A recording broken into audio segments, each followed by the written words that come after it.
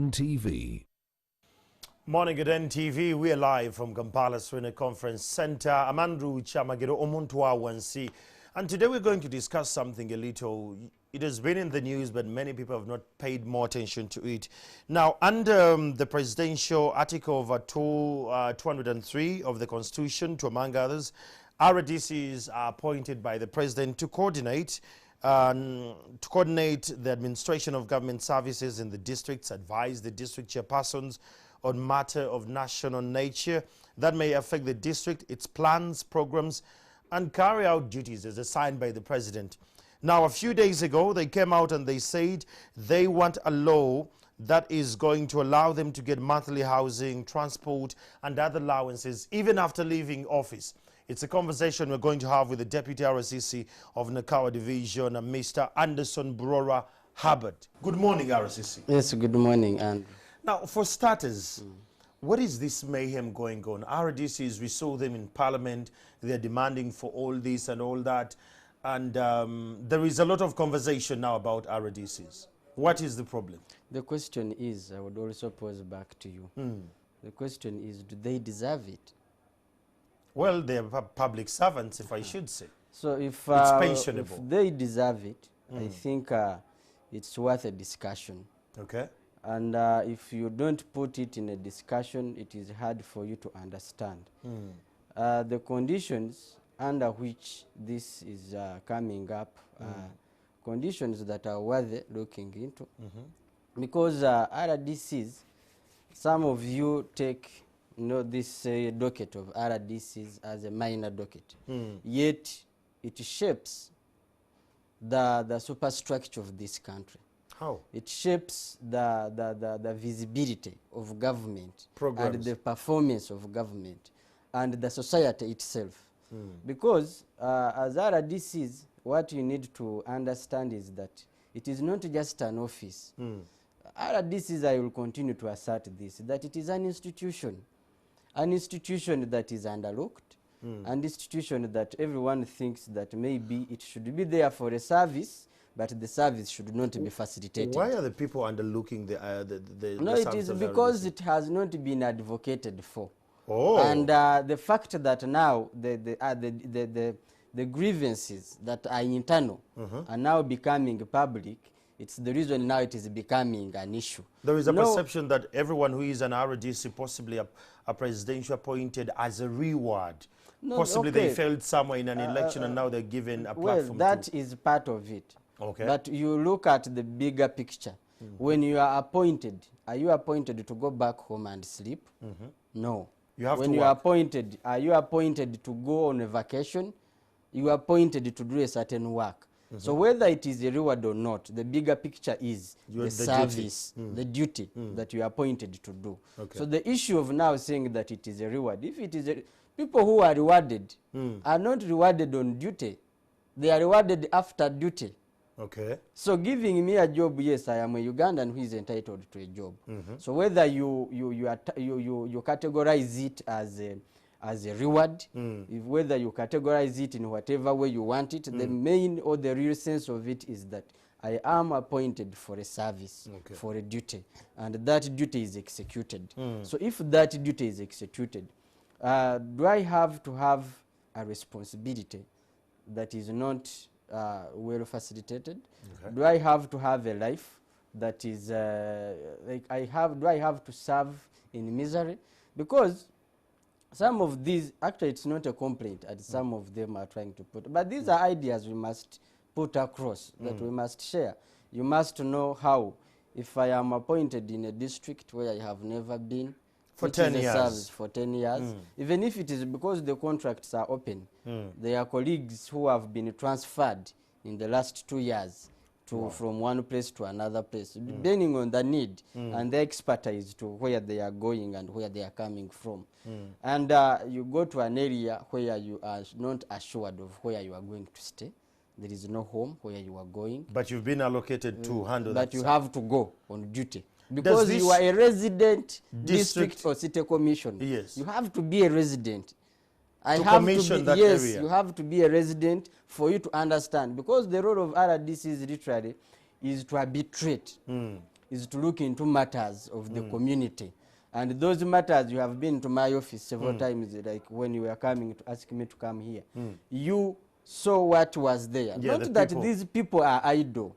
Not that these people who come to RDCs are people who have been marginalized, are people who have lost hope, in all the people who are sometimes who are not well equipped with their rights. Does this open then a conversation that the docket of RDCs is not fully facilitated by the state, yet the positions are there? Well, the state does its job, but you see, the state does not determine the discussion and the plight of some of these issues until when they are advocated for.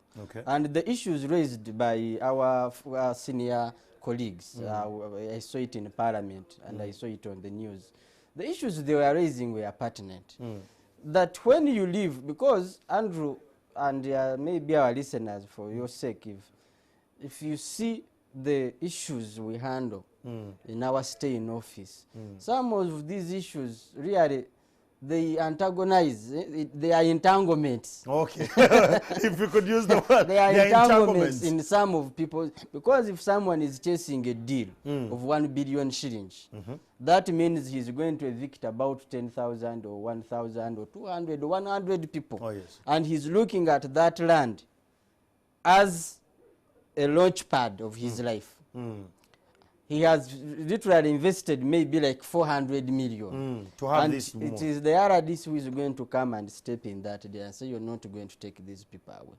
Because some of these things, they are sometimes political, but most especially some of them are social.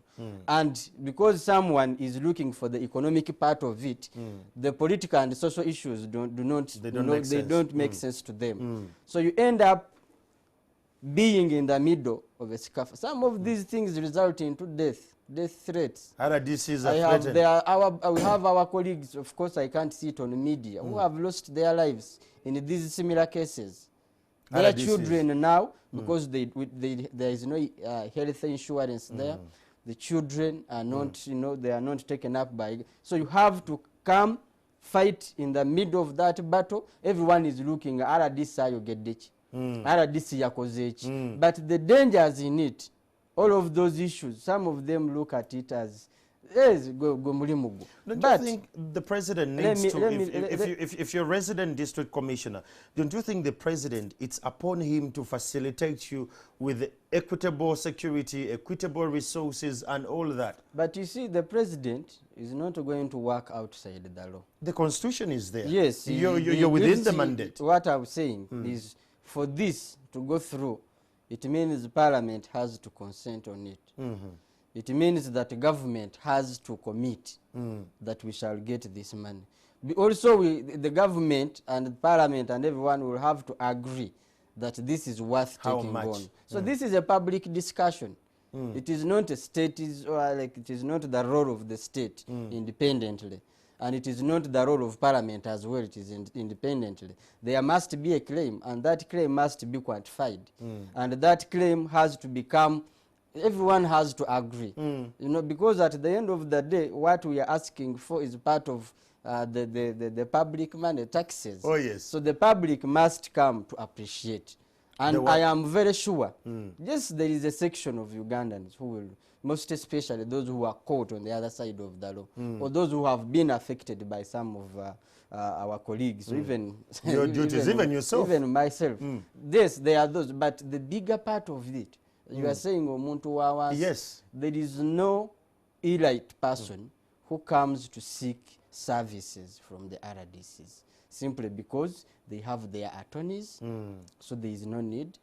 They have, it is Omuntu Wawas, yes, their land or whatever property they have is well protected, and themselves, they yield a lot of power around themselves, so no one can tamper with whatever they. So they never seek for support, and they can easily sit in their on their dining tables, in their sitting room, and critique and make whatever they want. But on the bigger picture is the services of this office, of this institution of RDCs, which is the office of the presidency, and the president himself serves the interest of the common person. We are using that word common because it depends on how you want to vary it. But those services, equitably. You see, everything, whenever there is an issue in the area, the first person to ask is RD. So the job is intense. What was the role of the RDCs before COVID-19? Because COVID-19 gave you a much more amplified platform. You sign people who are going for sick leave. You sign people who are going to give birth. Oh, you helped my colleague, by the way, to get the latest. And you helped us move around Kampala. Before that, did people understand, did the populations understand the role of the RDC? That is what I'm saying. For you people who use a lot of English. The Constitution of the Republic of Uganda was enacted in 1995. Yes. And the article of RDCs is not an amendment in the Constitution. So the roles of the RDCs have been there since 1995. Actually, prior even to that, there were DCs. So yes. This road of RDCs has been there for so many years, even more than the Constitution has been here. Just that it has been renamed. Okay. But the roles have been there. But as I am telling you, it is you people now who are trying to wake up and say, hey, Jibali, simply because you seek your services elsewhere. Simply because your level of exposure is not your level of RDC. Your problems, because I'm telling you that your problems are different. Oh, yes. You muntu wa wansi, I don't know if you also subscribe to I that. am muntu wa wansi. Flavia is a muntu wa wagulu. Muntu wa wagulu. Yes. But whoever, if you have not sought maybe to get a recommendation letter to go in the army. Oh, yes. You have not sought to get your land. You have never thought of even being, evicted or even threatened on that case. You have never, some of these issues, I'm telling you that they are issues to arbitrate the community. Do you know why? The office of the RDCs is the only neutral place in the community. Oh. Because it is hard for you to call a civil servant at 9 and they wake up to come and help you. Because their laws are stipulated. They are clear. They are clear, A, B, C, D, and they don't go past that. 2, they are protected by the law. Do we have an RDC? A civil servant can easily sign on something that you have always seen them. Oh, yeah. You have seen a court saying that we have agreed that this land belongs to so and so, so go.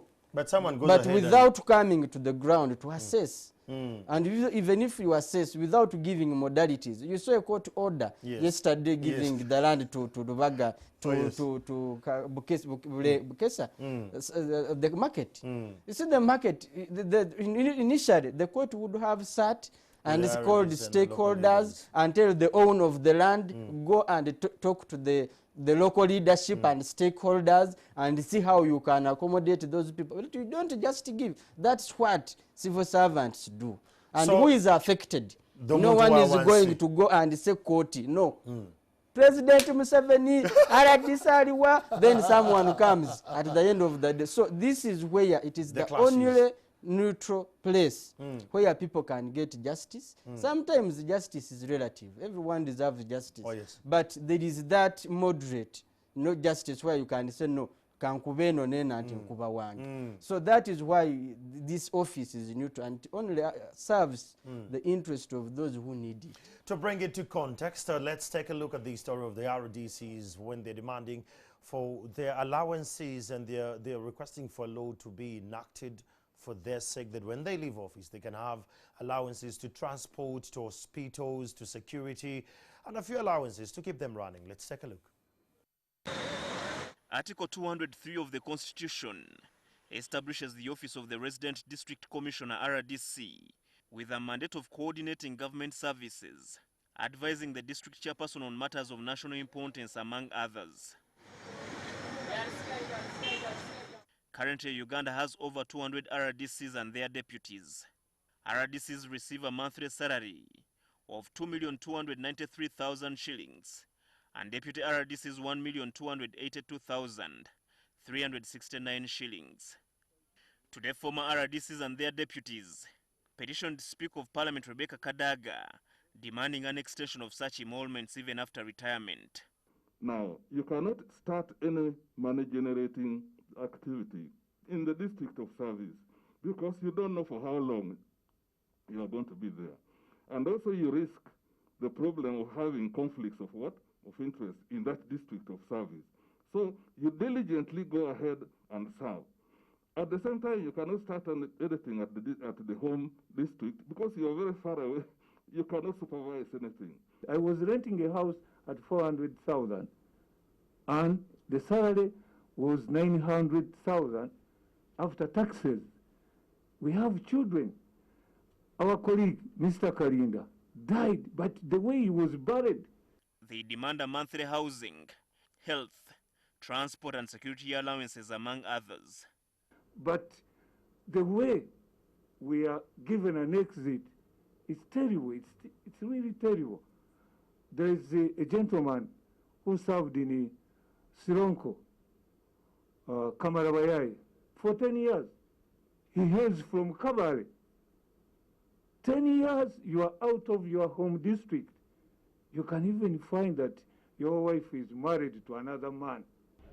There should be a provision that when you retire, this is your benefit, this is how you are going to meet your package home, and how you are going to live thereafter. Can't we get some pension? Can't we get some allowances? By the time you left the district, you are not a beneficiary, and then the package which you got was not permanent. You just got a small package to clear you, but after that one, what? Speaker Kadaga promised to forward their concerns to the Presidential Affairs Committee. The former RDC's concerns came after Parliament enacted the Administration of Judiciary Bill, which allowed Chief Justice and his deputy to retire with all their benefits, while the justices of the Supreme Court and Court of Appeal with 80% of their benefits. Herbert Ziwa, NTV at Parliament. That is my colleague Herbert Ziwa at Parliament. He brings it into a better context. Your appointment is abrupt. You just wake up in the morning and they say, Herbert Anderson, Deputy RCC, Nakawa Division. The same applies to your sacking. It just comes out on the list and is all gone. So how best can we bridge the gap of this financial, the fallback plan? How do you fall back after all this? Well, this is, as I said, this is a discussion that we are putting across. And this discussion, everyone should participate in it because we are bound to influence our own interests, but without the input. The discussion on how the movements should be about the salaries themselves, he was telling you how renting a house, RDC to rent a house, because it comes with issues with it. Because as RDC, where do you stay? Because now that defines your state of security. Oh, yes. Your daily security and your family. It depends on how much, the facilitation. You have children and this and that. We can design a mechanism through which such things, either a retirement package, but even before retirement, even as you serve, how do you serve? Because someone was saying that I'm in a motor car, but this car does not take school fees for my children to school. This car does not, it can transport my children to school, but it cannot pay the bills. But RDCs are always talking about sustainable income. Yes. Can they set up some businesses? And that is what we are saying, that if you become an RDC, because even we are champions of government programs, yes. Can't we have a mechanism that when you become an RDC, for example, there is you have automatically qualify for a specific, something described, yes. Either a piece of land. Maybe I'm not even looking for money, because money you will spend it. But you have to be a champion of what you are talking about. Yeah. You have to be an exemplary leader. So, and the appointment does not come because you have a BCD. Sometimes it depends on the competencies. Sometimes it depends on the interests of the appointing authority. Sometimes it is about on the loyalty to a party. Yes, you see, loyalty is something that personally I can never. So this is a discussion we can shape and say that maybe you qualify, maybe for 5 acres of land. So that and you a can startup capital Okay. of maybe, let me say, 20 millions, and to facilitate the, so you have food, you have what, you can be a model, there you can even qualify to get grants to teach ABCD and this and that. But then, the issue of money is an issue that can never end. I heard the director, is it the ED of NSSF, saying that these 50 millions, according to other areas, are little money for me to be paid. So the discussion of how much should one earn is a discussion I think that can never end, or that can come to a satisfaction. But we need to look at some other materials that one can use, because also I need to promote some of these things we are talking about. If we are talking about wealth creation, if we are talking about household income, if we are talking about middle income status, those are things you can never achieve because you have enough salary. Those are things that come as a result of inclusion of certain things. Because household income, it is basically investment. It is basically being assured of food, of being assured of paying these bills, and these bills of diety as well, of making sure that the livelihood of that family. That is why even the per capita income is now generalized. Chamagero who earns income, 2 million, and one who earns, even me now, who earns less than you do, I am categorized like you. You know, the president, but that does not 4 years ago, he said by 2020, the average Ugandan will be getting 20 million per annum. Today, we are in COVID-19, salaries were chopped, jobs have been lost. Those are projections. Of course, they're projections. Now, going forward, as you're winding up this conversation, Mr. Brora, what do you see at the end of the turn of this? And what could be your advice to your fellow RDCs currently in office? Well, my advice, actually, I should be getting advice from them. But you've seen them. My advice is, one, is first of all, to front the interests of Uganda. That is one. Two, to work towards, even amidst challenges. By the way, we have worked amidst challenges. Yes, I agree. But we have always smiled in the public, but while groaning internally. And that is the spirit of service. It is a service that we chose to take on, and is something we cannot stop. We have served selflessly, and I think that is a spirit that cannot die now. We have to make sure that this country continues. Whether you are a millionaire or whether you are ailing, at the end of it, if you get out of service and the contribution to the country can stand surety of you, whether in good, the bad part is not part of what I would, but whether the way you have served, it is better because you get out with a clear conscience that I served my country. You get out with it. So all of that, I say that the discussion should continue. And this discussion will help us maybe to shape it for the better. If it doesn't come out well and good, the spirit continues, and our first interest remains our motherland. But you see, the timeliness of demanding for these emoluments, the timing alone, as a nation, we are grappling with a lot I told you that we are putting up a discussion. Whether or when. You see, some of the people who enacted the Constitution, they did not benefit from it. Oh, yes, we are benefiting. We are the one benefiting from it. So the people who fought in the struggle of all the issues that we are going through, they never benefited from it. Oh, yes. So it might be now, but this law might come, the recommendations we are seeking for might come in 10 years, when I am even well long after out of service.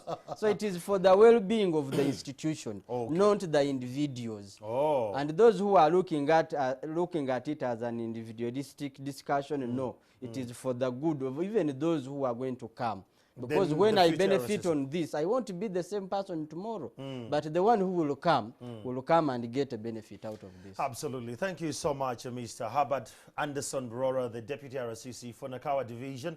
It's a conversation that has been started, and we are hoping that it's well addressed by the Parliament and the powers that be. Now, going straight on the streets, my colleague Stephen Mbide is already online. Stephen